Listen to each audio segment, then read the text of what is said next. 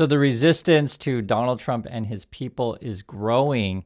And I want to show you guys what's going on both inside and outside the USA. So first, number of House Democrats backing Noem impeachment top 60.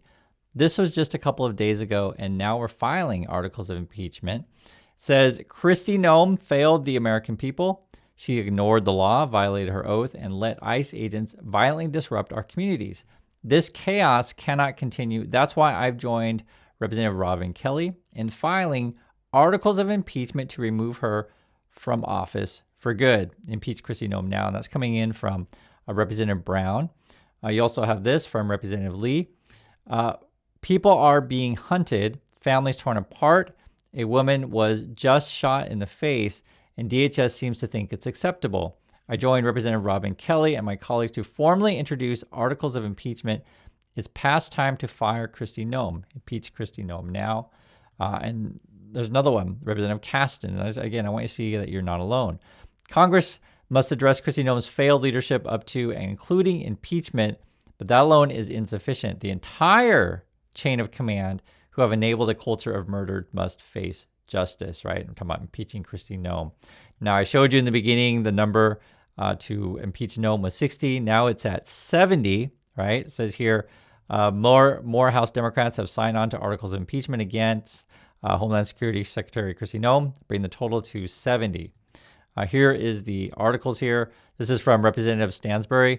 Today, myself and 70 other members of Congress join Representative Kelly in filing articles of impeachment against Secretary Kristi Noem and her lawless leadership of DHS. Now, you're probably curious, okay, so what are they charging her with or accusing her of? And I'll show you guys here. This is from The Guardian. Democrat lawmakers file articles of impeachment against Kristi Noem, and we'll read through it. So they accuse Secretary of willfully obstructing congressional oversight by withholding appropriated funds and repeatedly blocking lawmakers from entering DHS facilities, right? So if you want to go and see what the detention center is, they're like, oh, no, you can't come in. They will, if you ask where the money's going, how much does this stuff cost, they may not necessarily tell you. So this would be the one, willfully obstructing congressional oversight.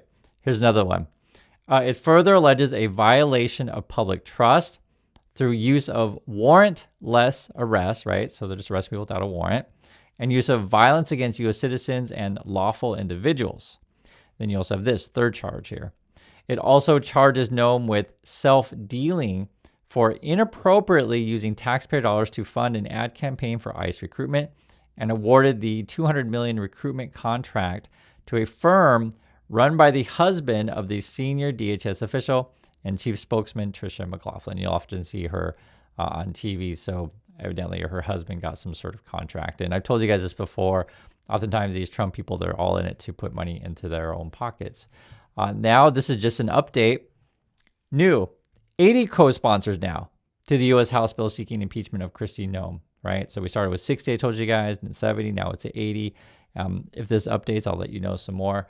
And now we're even talking about impeaching Trump.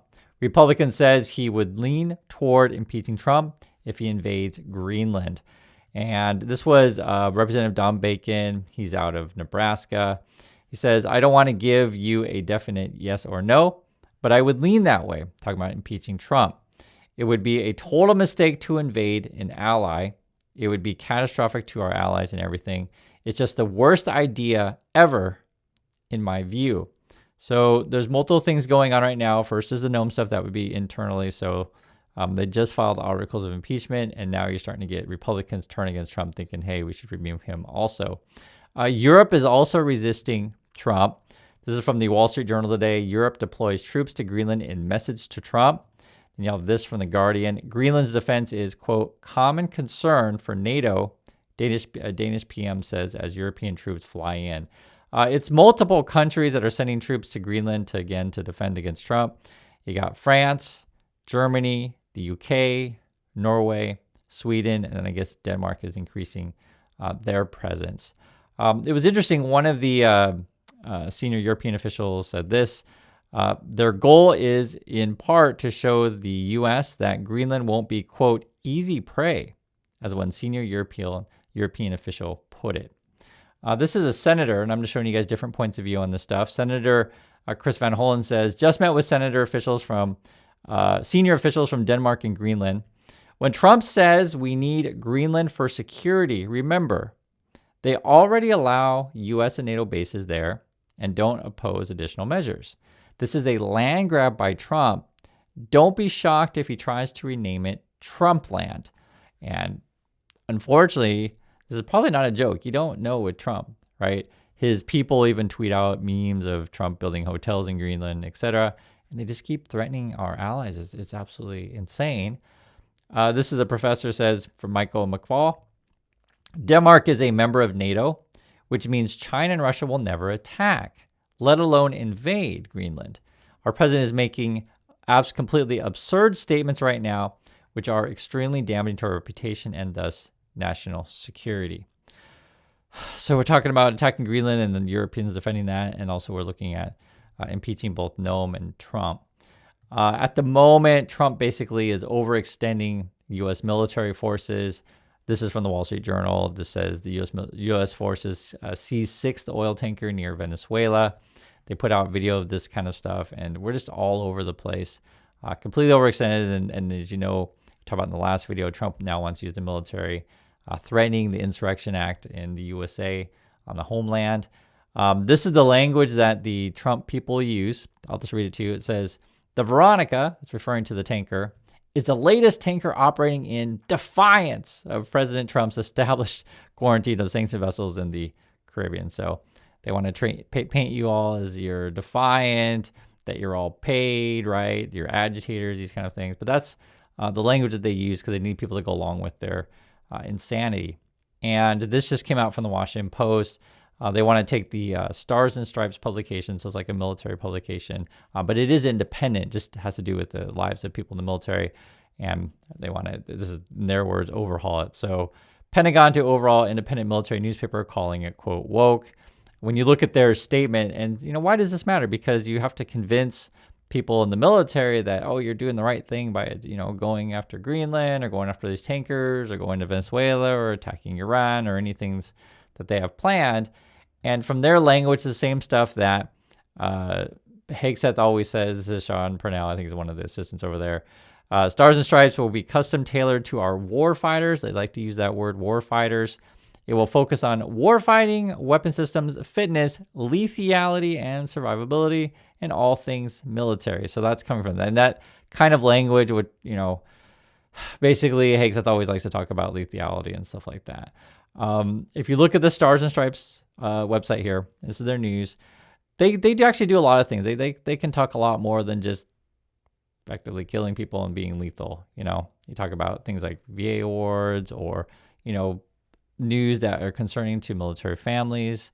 This publication is available on base and stuff for free, and just inform the troops. And this is I did a quick search to just give you an idea of what kind of stuff that you would put in there. Military news and operations, daily military life, right? So stories addressing issues that affect service members' daily lives, such as permanent change of station, moves, deployments, family dynamics, all kinds of stuff, right? Just there's more in these publications to support the troops than just saying, hey, here's all your weapons, let's follow Hegseth and let's talk about lethality and stuff like that. Like, if you really want to care about your troops, you got to look at the full picture.